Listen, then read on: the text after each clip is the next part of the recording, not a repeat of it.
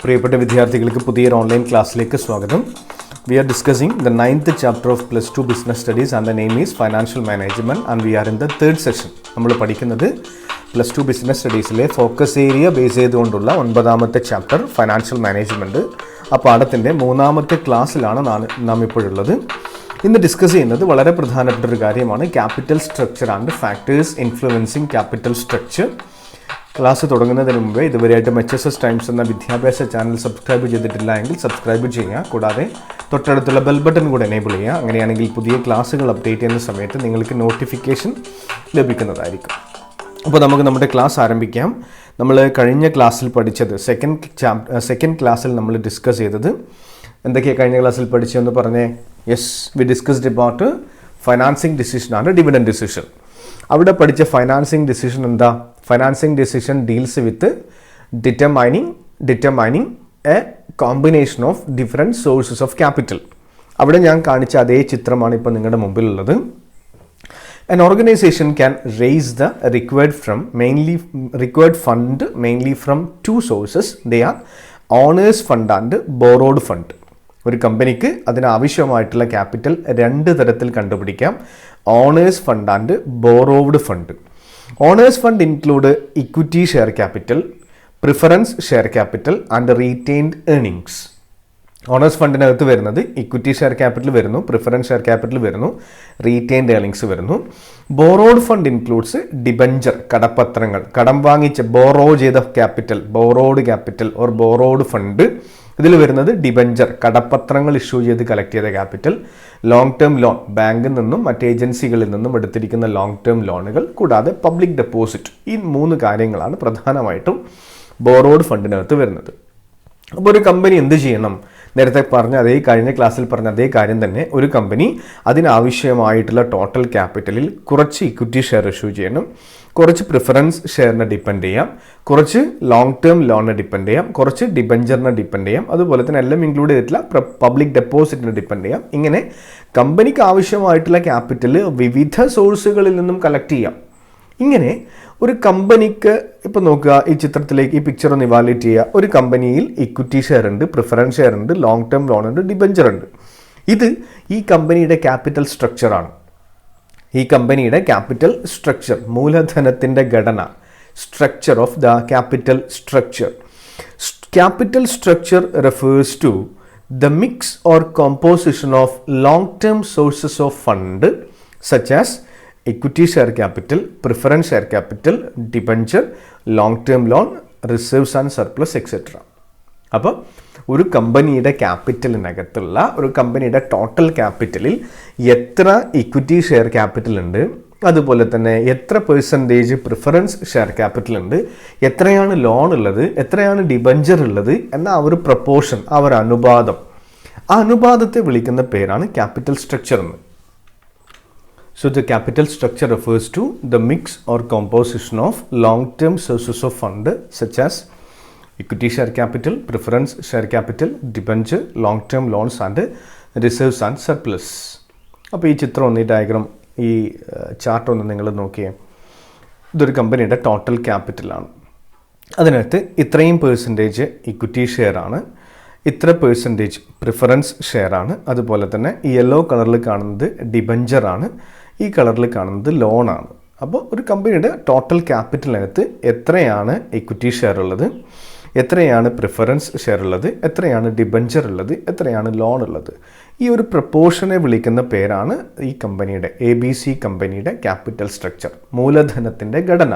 അപ്പോൾ ഒരു കമ്പനിയുടെ ക്യാപിറ്റലിൽ അടങ്ങിയിരിക്കുന്ന ഇൻഗ്രീഡിയൻസ് അല്ലെങ്കിൽ കോമ്പണൻസ്, അതിൻ്റെ പ്രപ്പോർഷൻ, അതായത് 5 ലക്ഷം ഇക്വിറ്റി ഷെയർ, 3 ലക്ഷം പ്രിഫറൻസ് ഷെയർ, 1 ലക്ഷം ലോണ്, 2 ലക്ഷം ഡിബഞ്ചർ, ഇങ്ങനെ ഉണ്ടെങ്കിൽ അതാണ് ആ കമ്പനിയുടെ ക്യാപിറ്റലിൻ്റെ സ്ട്രക്ചർ. അപ്പോൾ പേര് തന്നെ മനസ്സിലാക്കാം, structure of capital.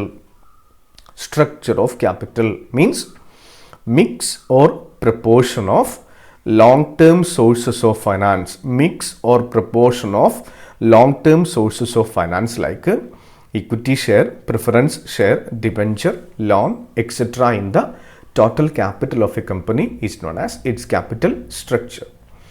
In other words, it refers to the proportion of borrowed fund to owners fund. അതായത് borrowed ഫണ്ടും ഓണേഴ്സ് ഫണ്ടും തമ്മിലുള്ള അനുപാതവുമാണ് capital structure. It is a mix between owners fund and borrowed fund. That proportion of debt and equity which result in an increase in the value of equity share may be called as optimal structure. That proportion of debt and equity, that proportion of debt and equity, a proportion of owners fund, that is equity fund and debt fund, a proportion of borrowed fund and owners fund which result in an increase in the value of equity share. അത് ആ കമ്പനിയുടെ equity ഷെയറിൻ്റെ value വർദ്ധിപ്പിക്കുന്നുണ്ടെങ്കിൽ ആ ഒരു capital സ്ട്രക്ചറിനെ വിളിക്കുന്ന പേരാണ് optimal capital structure എന്ന്. ഇത് പറയുന്ന സമയത്ത് നിങ്ങൾ മനസ്സിലാക്കേണ്ട ഒരു കാര്യമുണ്ട്. In modern business world company follow an approach known as wealth maximisation approach. എന്നിട്ട് ആധുനിക വേണ്ടുന്ന കുട്ടികൾ മനസ്സിലാക്കിയാൽ മതി, അല്ലെങ്കിൽ ജസ്റ്റ് ഈ സെൻറ്റൻസ് ഒന്ന് പഠിക്കുക. ആധുനിക ബിസിനസ് ലോകത്തിൽ കമ്പനികൾ ഫോളോ ചെയ്യുന്ന ഒരു അപ്രോച്ചാണ് wealth maximisation approach. This approach says that it is the duty of a company to maximise the wealth of its equity share holders. ഈ അപ്രോച്ച് പറയുന്നത് ഒരു കമ്പനിയുടെ ഏറ്റവും പ്രധാനപ്പെട്ട എയിം എന്ന് പറയുന്നത് അതിൻ്റെ ഇക്വിറ്റി ഷെയർ ഹോൾഡേഴ്സിൻ്റെ വെൽത്ത് മാക്സിമൈസ് ചെയ്യുക എന്നതാണ്. In order to increase the wealth of equity shares, two ways are there. The first one is declaring high rate of dividend and the second one is increasing the market value of shares. രണ്ട് തരത്തിൽ കമ്പനികൾക്ക് equity share ഹോൾഡേഴ്സിൻ്റെ wealth maximise ചെയ്യാം. ആദ്യത്തേത് നല്ലോണം dividend കൊടുക്കുക, കൂടുതൽ dividend declare ചെയ്യുക. അല്ലെങ്കിൽ എന്ത് ചെയ്യണം? ഇക്വിറ്റി ഷെയർസിൻ്റെ മാർക്കറ്റ് വാല്യൂ വർദ്ധിക്കണം. മാർക്കറ്റിലുള്ള വില, സ്റ്റോക്ക് എക്സ്ചേഞ്ചിലുള്ള പ്രൈസ് ഇൻക്രീസ് ചെയ്യണം. അങ്ങനെ കമ്പനിയുടെ ക്യാപിറ്റൽ സ്ട്രക്ചർ ഉപയോഗിച്ചുകൊണ്ട് കമ്പനിക്ക് ലാഭമുണ്ടാക്കാം. വളരെ കൃത്യമായിട്ടൊരു ക്യാപിറ്റൽ സ്ട്രക്ചർ ഉണ്ടെങ്കിൽ കമ്പനിക്ക് എന്ത് ചെയ്യാം? ആ ക്യാപിറ്റൽ ഉപയോഗിച്ചുകൊണ്ട് ബിസിനസ് ചെയ്തിട്ട് ലാഭമുണ്ടാക്കാം. അങ്ങനെ കമ്പനിയുടെ പ്രോഫിറ്റ് കൂടുന്ന സമയത്ത് കമ്പനിയുടെ ഇമേജ് വർദ്ധിക്കും, ഗുഡ്വിൽ വർദ്ധിക്കും. ഗുഡ്വിൽ വർദ്ധിക്കുന്ന സമയത്ത് ഓട്ടോമാറ്റിക്കലി കമ്പനിയുടെ ഇക്വിറ്റി ഷെയറിൻ്റെ മാർക്കറ്റ് പ്രൈസ് വർദ്ധിക്കും. അപ്പോൾ നല്ല ഒരു ക്യാപിറ്റൽ സ്ട്രക്ചർ ആണെങ്കിൽ അത് അൾട്ടിമേറ്റ് ആയിട്ട് കമ്പനിയുടെ ഇക്വിറ്റി ഷെയർ ഹോൾഡേഴ്സിൻ്റെ ഇക്വിറ്റി ഷെയറിൻ്റെ മാർക്കറ്റ് വാല്യൂ വർദ്ധിക്കാനും അതുവഴി ഇക്വിറ്റി ഷെയർ ഹോൾഡേഴ്സിൻ്റെ വെൽത്ത് മാക്സിമൈസ് ചെയ്യാനും സാധിക്കും. അപ്പോൾ optimal capital structure means a capital structure which helps the company to increase the wealth of its equity share holders. എന്താ മനസ്സിലായിട്ടില്ലെങ്കിൽ കുഴപ്പമൊന്നുമില്ല, സെൻറ്റൻസ് നമുക്ക് പഠിച്ചാൽ മതി. ദാറ്റ് പ്രൊപ്പോർഷൻ ഓഫ് ഡെപ്റ്റ് ആൻഡ് ഇക്വിറ്റി, ഈ ഒപ്റ്റിമൽ ക്യാപിറ്റൽ സ്ട്രക്ചർ നമുക്ക് പഠിക്കാനില്ല, ഞാനത് നിങ്ങൾക്ക് മനസ്സിലാക്കാൻ വേണ്ടി ആഡ് ചെയ്തൊന്നേ ഉള്ളൂ. നമുക്ക് ക്യാപിറ്റൽ സ്ട്രക്ചറിൻ്റെ മീനിങ് മാത്രമേ പഠിക്കാനുള്ളൂ. പറ്റാത്ത കുട്ടികളാണെങ്കിൽ ഇത് ജസ്റ്റ് അങ്ങ് അവോയ്ഡ് ചെയ്യുക. ക്യാപിറ്റൽ സ്ട്രക്ചറിൻ്റെ മീനിങ് കറക്റ്റ് ബൈ ഹാർട്ട് ചെയ്യാം. അപ്പോൾ that proportion of debt and equity which result in an increase in the value of equity share may be called as optimal capital structure. Next, വളരെ പ്രധാനപ്പെട്ട കാര്യം, factors affecting the choice of capital structure. Factors influencing capital structure. വളരെ വളരെ പ്രധാനപ്പെട്ട കാര്യമാണ്. ഒരുപാട് public എക്സാമിന് ചോദിച്ചിട്ടുണ്ട്. നിർബന്ധമായിട്ടും 8 പോയിന്റുകൾ പഠിച്ചു വെക്കുക.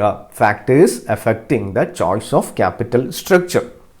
ഒരു കമ്പനിയുടെ ക്യാപിറ്റൽ സ്ട്രക്ചറിനെ, അങ്ങനെ പറഞ്ഞാൽ എത്ര ഇക്വിറ്റി ഷെയർ, എത്ര പ്രിഫറൻസ് ഷെയർ, എത്ര ഡിബഞ്ചർ എന്ന കാര്യത്തെ ഇൻഫ്ലുവൻസ് ചെയ്യുന്ന factors.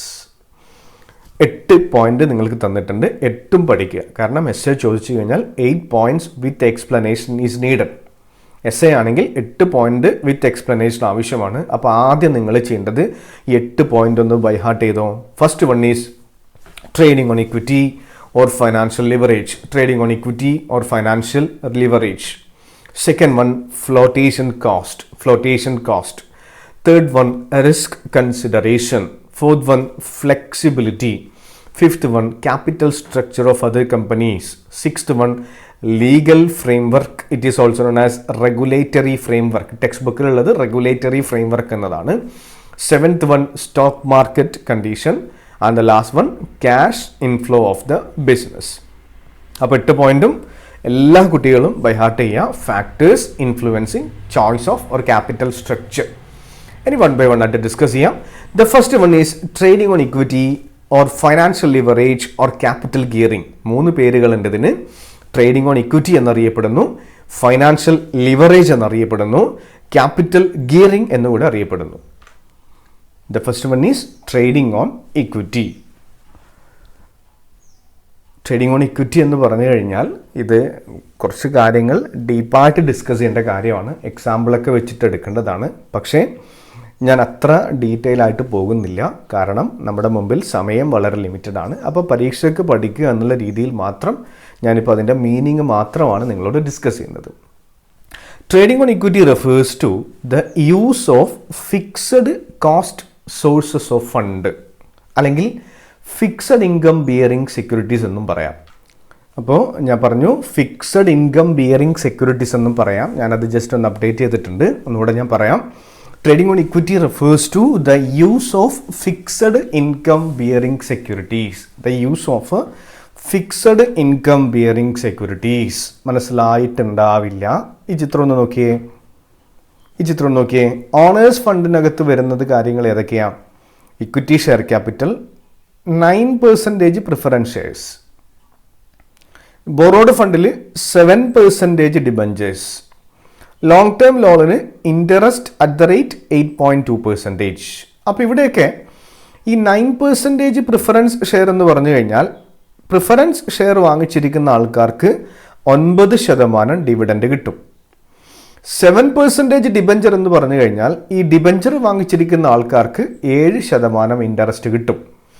Long term loan interest at the rate 8.2% എന്ന് പറഞ്ഞു കഴിഞ്ഞാൽ ലോണിന് നമ്മൾ 8.2% ഇൻട്രസ്റ്റ് കൊടുക്കണം. അപ്പോൾ ഇവിടെ ഇക്വിറ്റി ഷെയറിനെ നോക്കിയേ, ഇവിടെ no fixed dividend. Equity share ഹോൾഡേഴ്സിന്റെ ഡിവിഡൻഡ് എന്തല്ല, it is not predetermined, അത് മുൻകൂട്ടി തീരുമാനിച്ചിട്ടില്ല.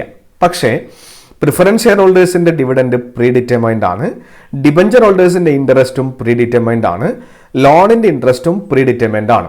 അപ്പോൾ ഈ ഒരു കേസിൽ, ഈ ഒരു എക്സാമ്പിളിൽ പ്രിഫറൻസ് ഷെയർ ക്യാപിറ്റലിനെയും ഡിബഞ്ചറിനെയും ലോണിനെയും കൂടി വിളിക്കുന്ന പേരാണ് fixed income bearing securities. Fixed income bearing securities means those securities whose holders will get a predetermined or fixed income only. In the case of a company, preference shareholder is a fixed income bearing security, debenture is a fixed income bearing security, whereas equity share is not a fixed income bearing security. നമ്മൾ final തന്നെ അറിയുന്ന കാര്യമാണ്. അപ്പോൾ trading on equity എന്ന് പറഞ്ഞു കഴിഞ്ഞാൽ എന്താ? Fixed income മാത്രം അവകാശമുള്ള സെക്യൂരിറ്റികളായ ഡിബഞ്ചറും പ്രിഫറൻസ് ഷെയറും ഒക്കെ നമ്മുടെ ക്യാപിറ്റൽ സ്ട്രക്ചറിൽ ഉൾപ്പെടുത്തുക. Use of fixed income bearing securities in the capital structure of a company with a view to increase the return on equity shares. എന്തിനു വേണ്ടിയിട്ട്?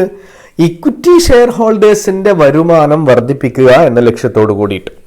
അപ്പോൾ ഇത് എങ്ങനെയാണ് പറ്റുക എന്നുള്ളൊരു ഡൗട്ട് നിങ്ങളുടെ മനസ്സിലേക്ക് വന്നേക്കാം. അപ്പോൾ നോക്കിക്കോ മക്കളെ, ഈ ചിത്രം തന്നെ ഒന്ന് നോക്കിയേ. ഇതിൽ ഒരു കമ്പനിയുടെ ക്യാപിറ്റലിനകത്ത് ഈ 4 കോമ്പണന്റുകളാണ് ഉള്ളത്. എ ബി സി കമ്പനിയുടെ ക്യാപിറ്റലിനകത്ത് ഇക്വിറ്റി ഷെയർ ഉണ്ട്, 9% പ്രിഫറൻസ് ഷെയർ ഉണ്ട്, 7% ഡിബഞ്ചർ ഉണ്ട്, ലോങ് ടേം ലോൺ 8.2% റേറ്റിനുള്ള ലോണും ഉണ്ട്. അപ്പോൾ കമ്പനി എന്ത് ചെയ്യുന്നു? ഈ ക്യാപിറ്റൽ എല്ലാം ഉപയോഗിച്ചുകൊണ്ട് ബിസിനസ് ചെയ്യും. എന്നിട്ട് പ്രോഫിറ്റ് ഉണ്ടാക്കിയിട്ട് 9% മാത്രം പ്രിഫറൻസ് ഷെയർ ഹോൾഡേഴ്സിന് കൊടുക്കും, 7% ഇൻട്രസ്റ്റ് മാത്രം ഡിബഞ്ചർ ഹോൾഡേഴ്സിന് കൊടുക്കുന്നു, 8.2% ഇൻട്രസ്റ്റ് ലോണായിട്ട് ബാങ്കിന് നമ്മൾ തിരിച്ചടക്കുന്നു. ബാക്കിയുള്ള പ്രോഫിറ്റ് നമ്മൾ കൂടുതലായിട്ട് ആർക്ക് കൊടുക്കണം? ഇക്വിറ്റി ഷെയർ ഹോൾഡേഴ്സിന് കൊടുക്കണം.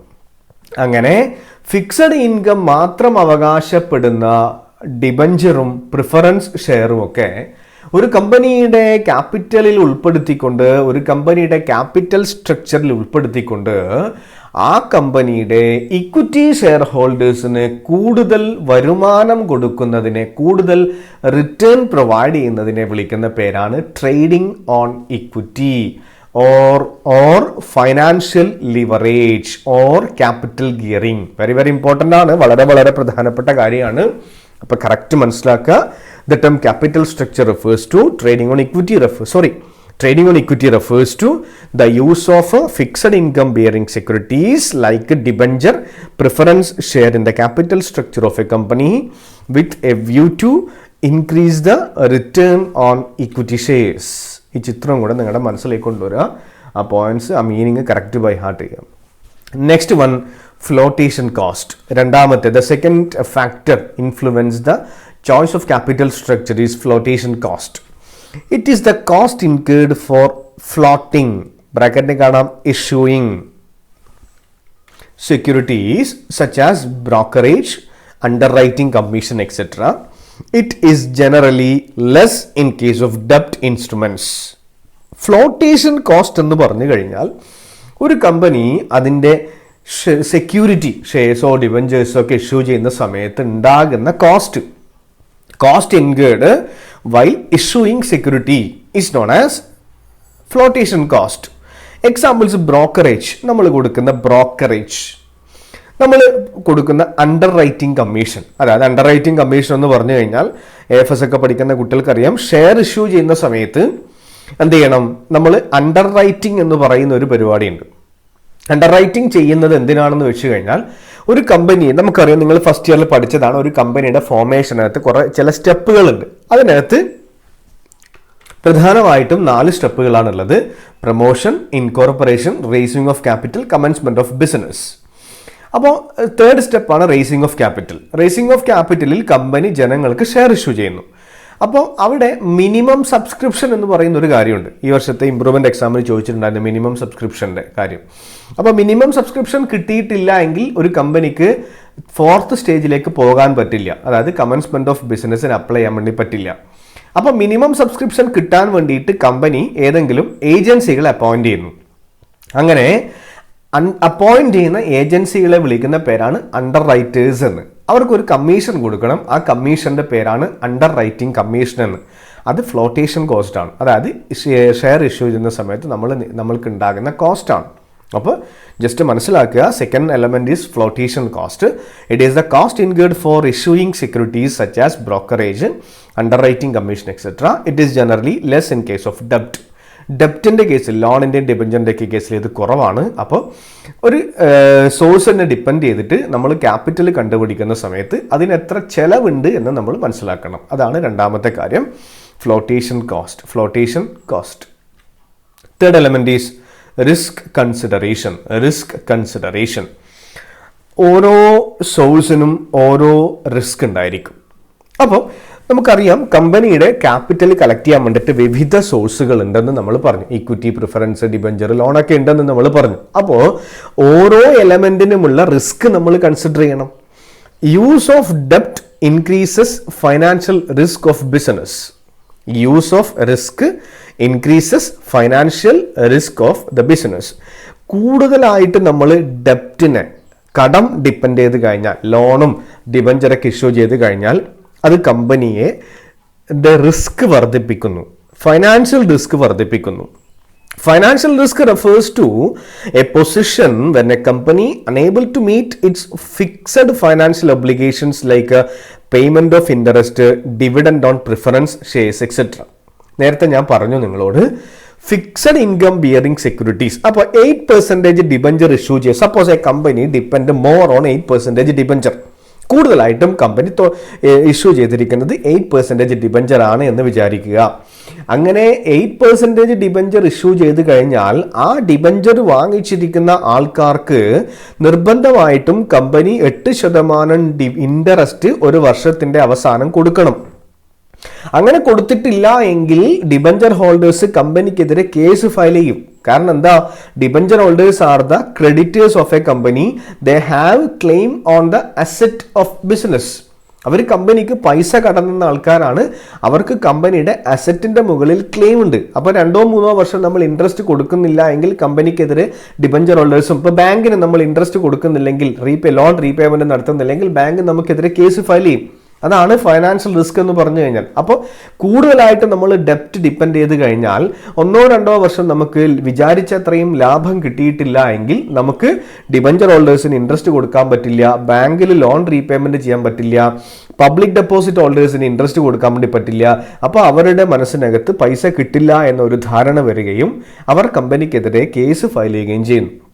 അതുവഴി കമ്പനിയുടെ നിലനിൽപ്പിനെ തന്നെ അഫക്റ്റ് ചെയ്യുന്നു. അപ്പോൾ ഒരു കമ്പനിക്ക് ഫിക്സഡ് ആയിട്ടുള്ള ഒബ്ലിഗേഷൻസ് മീറ്റ് ചെയ്യാൻ വേണ്ടി പറ്റാതിരിക്കുന്ന അവസ്ഥയെ വിളിക്കുന്ന പേരാണ് ഫൈനാൻഷ്യൽ റിസ്ക് എന്ന്. അപ്പോൾ ഇവിടെ in this context we are discussing factors influencing capital structure.